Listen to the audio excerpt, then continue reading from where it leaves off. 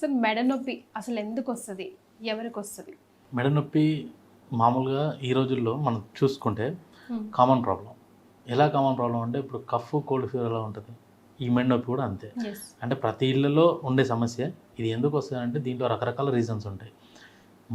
First thing, basic thing ఏంటంటే దాని చుట్టూ ఇప్పుడు మెడ అనేది, సరే నేను కొంచెం ఎక్స్ప్లెయిన్ చేస్తాను మీకు. ఇప్పుడు ఈ నెక్ పార్ట్ వచ్చేసి సర్వైకల్ పార్ట్ అంటాం. ఈ సర్వైకల్ పార్ట్లో C1, C2, C3, C4, C5, C7 ఇక్కడ వరకు ఉంటాయి. ఈ వర్టిబ్రేస్లో ఇది ముందు డైరెక్ట్గా ఎప్పుడు కూడా దీని మీద అటాక్ అయ్యి ప్రాబ్లం అనేది స్టార్ట్ అవ్వదు. దీని పక్కన ఉండే బేస్ ఆఫ్ స్పైన్ మజిల్ అంటే పారాస్పైన్ మజిల్ అంటాం, అది వీక్ అయింది అనుకోండి, ఆటోమేటిక్గా ఇప్పుడు సపోజ్ మనకు ఉండే మజిల్ వెయిట్ ఒక 1 kg వెయిట్ తీసుకునేంత కెపాసిటీ ఉంది అనుకోండి, అది వీక్ అయితే ఏమైపోద్ది, ½ kg కూడా వెయిట్ తీసుకోదు. ఎగ్జాంపుల్గా ఎందుకు వీక్ అవుతుంది sir? Lack of exercises, lack of food. దీంట్లో ఏంటంటే మనం ఎక్సర్సైజ్ సరిగ్గా చేయకుండా, దానికి ప్రాపర్గా ఆ మజిల్కి స్ట్రెంత్ ఇవ్వకుండా ఆటోమేటిక్గా వీక్ అయిపోతాయి. ఆ వీక్ అవడం వల్ల దీని మీద వెయిట్ పడుతుంది. అప్పుడు వెయిట్ పడినప్పుడు దీంట్లో ఈ 7 వర్టిబ్రేస్లో మోస్ట్ కామన్ కాంప్లికేటెడ్ ఏరియాస్ ఏమైనా ఉన్నాయంటే C4, C5 and C6, C7. Okay, ఎందుకని? మీకు నెక్ మూమెంట్ మీరు ఏది చేసినా కూడా from the morning to night పడుకునేంత వరకు ఏ మూమెంట్ వచ్చినా ఎక్కువ మూమెంట్ అనేది ఈ 4 డిస్క్లోనే, ఈ 4 వర్టిబ్రేస్లోనే తిరుగుతూ ఉంటుంది. మూమెంట్ అనేది ఎక్కువ ఉంటుంది, ఈ మూమెంట్ ఎక్కువ ఉంటుంది. ఇప్పుడు మనం మాట్లాడుతున్నాం, మనం మెడ అటు ఇటు తిప్పుతున్నా కూడా ఇది మూమెంట్ అనేది ఎక్కువ ఉంటుంది. బేస్ అనేది మొత్తం C1 to C7. బట్ ఏంటంటే మోస్ట్ ఆఫ్ ద కామన్గా మూమెంట్ జరిగేది ఈ పార్ట్లోనే ఎక్కువ జరుగుతుంది. సో దీనిలో ఎస్పెషల్గా డీజనరేషన్ అవ్వచ్చు, బల్జ్ అవ్వచ్చు, హెర్నియేషన్ అవ్వచ్చు, ప్రొలాప్స్ అవ్వచ్చు, ప్రొట్రిషన్ అవ్వచ్చు, ఇవన్నీ కాకుండా స్లిప్పింగ్ కూడా అవ్వచ్చు. రకరకాలుగా ప్రాబ్లమ్స్ అనేవి ఈ విధంగా ఉంటాయి. దీన్ని ఎలా గుర్తుంచుకోవాలి మనం ముందు అని అంటే, డే 1 స్టార్ట్ అయినప్పుడు దానికి అసలు ఎందుకు వస్తుంది, ఎలా వస్తుంది అనేది సెల్ఫ్ అబ్జర్వేషన్లో ఉంటే, అసలు పెయిన్ స్లైట్గా స్టార్ట్ అవుతుందా సార్? ఎట్లా అనిపిస్తుంది ఇన్ జనరల్ ఈ ప్రాబ్లం వచ్చినప్పుడు? ఎలా ఉంటుంది అంటే, కొందరికి హెడేక్ రావటం, లేకపోతే అక్కడ ఉండే ఇప్పుడు ఈ పార్ట్ ఉంది కదా, దీని పక్కన ఈ నెక్ మజిల్ ఉంటుంది. ఏముంటుంది, స్టెనోగ్లినోమాస్టైడ్ మజిల్ అని ఒకటి ఉంటుంది. ఇటు సైడ్లో వచ్చేసి ట్రెపిజియస్ మజిల్ ఉంటుంది. ఇది మనకు షోల్డర్ వరకు ఉంటుంది. ఈ మజిల్ పెయిన్ స్టిఫ్ అయిపోవడం, ఈ మజిల్ స్టిఫ్ అయిపోవడం, అప్పుడు ఏమవుతుంది, ఆటోమేటిక్గా మూమెంట్ రెస్ట్రిక్ట్ అవుతుంది. ఈ మూమెంట్ రెస్ట్రిక్ట్ అయినప్పుడు ఏమైపోద్ది, ఇంకా మీరు అటు తిప్పలేరు, ఇటు తిప్పలేరు. ఆ రెస్ట్రిక్ట్ అయినప్పుడే, అది స్టిఫ్నెస్ అయినప్పుడు ఇది వరస్ట్ స్టేజ్లో అవుతుంది. అసలు స్టార్టింగ్లో ఎలా ఉంటుంది అంటే, కామన్గా చిన్నగా ఏదో సూతింగ్ పెయిన్ లాగా వచ్చినట్టు, వచ్చి వారినట్టుగా అట్లా వస్తుంది. ఆ వచ్చినప్పుడు మేము అలర్ట్ అయిపోయి అసలు ఇది ఎందుకు వస్తుంది ఏంటని తెలుసుకొని ఉంటే, ప్రాపర్ డయాగ్నోస్ చేసుకుంటే ఈ ప్రాబ్లం నుంచి మనం బయటపడవచ్చు. అలా కాకుండా మన వాళ్ళు ఏం చేస్తారంటే, జనరల్గా సరే వచ్చింది కదా, ఆ రోజు ఒక పెయిన్ ఒక ట్యాబ్లెట్ వేసుకొని రైట్ ఎగ్జాక్ట్లీ జెండు బామ్ కానీ స్ప్రేలు కానీ ఏదో ఒకటి వాడేసి రిలాక్స్ అయిపోతారు. కానీ రిలాక్స్ అయిన ఇమ్మీడియట్గా తను ఏం చేస్తాడు, యాక్టివిటీ ఇంకెక్కువ అయిపోతుంది. అరే నాకు తగ్గిపోయింది కదా, ఇంకా ఆయన డే యాక్టివిటీ తాపడు కదా, అప్పుడు ఆ ప్రాబ్లం అనేది ఇంకా సివియర్ అయిపోతుంది. సివియర్ అయిపోయినప్పుడు డాక్టర్ దగ్గరికి పరిగెత్తుకుంటూ వస్తారు. వచ్చినప్పుడు మనం ఎక్స్రే కానీ స్కాన్ ఎంఆర్ఐ కానీ తీస్తే అప్పుడు దీంట్లో ఉండి, ఇప్పుడు ఇందాక చెప్పాను కదా, డీజనరేషనా, ప్రొట్రిషనా, ప్రొలాప్సా, హెర్నియేషనా, ఇలా ఏదో ఒక ప్రాబ్లం బయటకు వస్తుంది. వీటిల్లో కూడా కామన్ ప్రాబ్లం డిస్క్ బల్జ్. ఈ డిస్క్ బల్జ్ అంటే ఇప్పుడు ఇది ఉంది కదండి, ఇప్పుడు ఇది ఉంది కదా డిస్క్ మధ్యలోది, ఇది కొంచెం బయటికి రావడం. ఇది బయటకు వచ్చేసరికి ఏంటంటే, ఈ పక్కకున్న ఈ స్పైన్ వస్తుంది సార్, అది వెయిట్ లేపడం వల్ల, అట్లాంటి వల్ల వెయిట్ లేపడం రీజనే, ఎర్గనామిక్స్ రీజనే, సిట్టింగ్ పొజిషన్ సరిగ్గా కూర్చోకపోవడం రీజనే, మీరు యూజువల్గా ఇంట్లో సోఫాలు యూజ్ చేయడం రీజనే, ప్రాపర్ పొజిషన్ అంటే ఈ రోజుల్లో మనం ఏంటంటే, ఇప్పుడు ఇది ఉంది కదా నెక్, ఇది నెక్ పార్ట్ రైట్, ఇది తిరిగేది. ఈ పార్ట్ ఏంటంటే మీరు పడుకుంటారు జనరల్గా, పడుకొని ఏం చేస్తున్నాం ఈ మధ్యకాలంలో జనరల్గా మొబైల్ వాచ్ చేసినప్పుడు ఇది ఏంటంటే, ఈ స్ట్రక్చర్ అనేది ఇక్కడ వరకు ఇలా ఉన్నప్పుడు ఇది కొంచెం బెండ్ ఇలా ఉంటుంది. మనం దీన్ని ఓవర్ స్ట్రెయిన్ చేసేసరికి ఆటోమేటిక్గా ఇది ఇంకా బెండ్ అయిపోతుంది. అప్పుడు ఇది ముందు ఈ స్ట్రక్చర్ చేంజ్ అయిపోతుంది. దాన్నే మనము లార్డోసిస్ అంటాం. సో ఈ స్ట్రక్చర్ చేంజ్ అయినప్పుడు దాన్ని లార్డోసిస్ అంటాం. అప్పుడు ఏమవుతుంది, ఆటోమేటిక్గా పక్కకుండా మజిల్ అంతా స్ట్రెయిన్ అయిపోతుంది.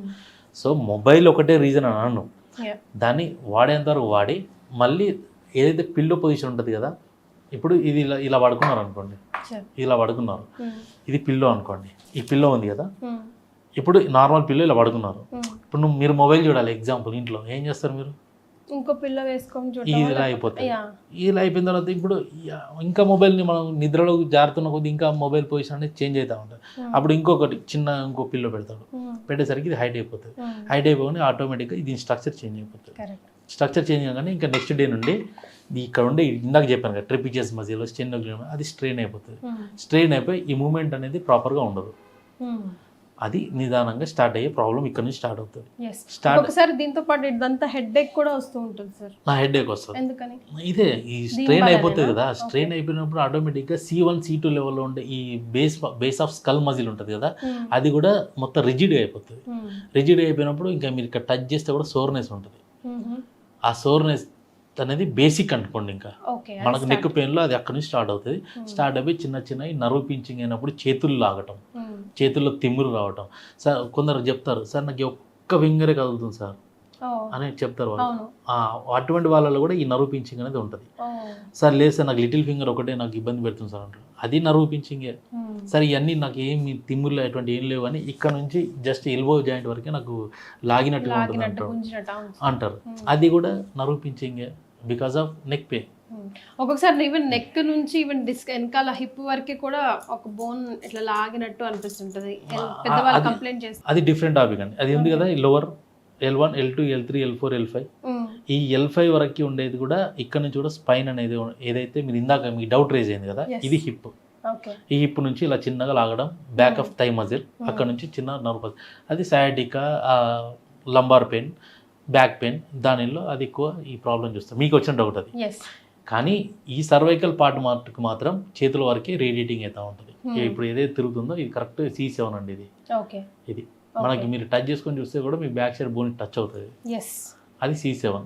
కొన్నిసార్లు sir bike auto long jump చేసినా కూడా అప్పటి నుంచి పట్టుకున్నట్టు అవుతుంది, పెయిన్ చాలా ఉంది అంటారు.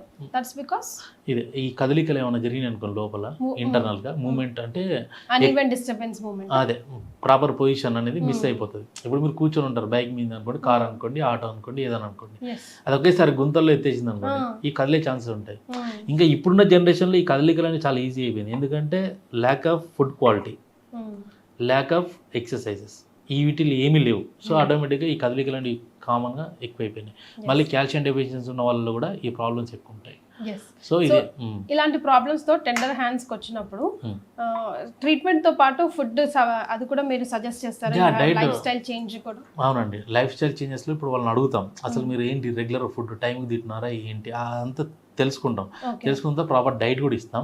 ఎట్ ద సేమ్ టైం మన దగ్గర దీనికి సంబంధించిన ట్రీట్మెంట్ ఇప్పుడు నర్వ్ పించింగ్ సార్ మీరు ఎలా తగ్గిస్తారో మీకు డౌట్ రావచ్చు.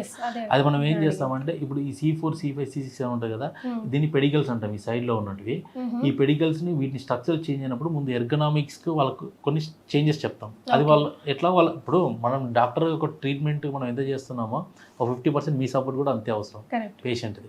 మనం కొన్ని చేంజెస్ చెప్తాం, వాళ్ళు ఫాలో అవుతూ మనం ఏంటంటే ఇక్కడ కైరోప్రాక్టిక్ ఇంప్లిమెంటేషన్ అనేది చేస్తాం.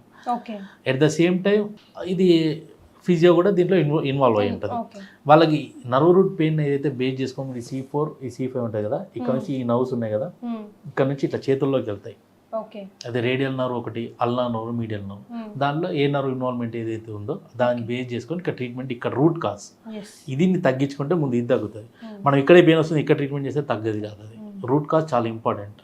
సో మనం ఇక్కడ నుంచి ట్రీట్మెంట్ చేస్తాం. మన దగ్గర ఉండే ట్రీట్మెంట్ అడ్వాంటేజ్ అది కైరోప్రాక్టిక్ ప్లస్ ఫిజియో, ఈ కాంబినేషన్ ట్రీట్మెంట్ చేస్తాం కాబట్టి మన దగ్గర తొందర రిజల్ట్ ఉంటుంది. ఇది ఇంకోటి, ఈ నెక్ పెయిన్ సంబంధించింది కూడా ఎర్లీ స్టేజ్లోనే తగ్గించుకుంటే మంచిది. లేదు అంటే ఇప్పుడు ఇందాక చెప్పినట్టు మీకు ఈ స్లిప్ డిస్క్ అని అటువంటి ఏదైనా జరిగితే మాత్రం there is no option surgery.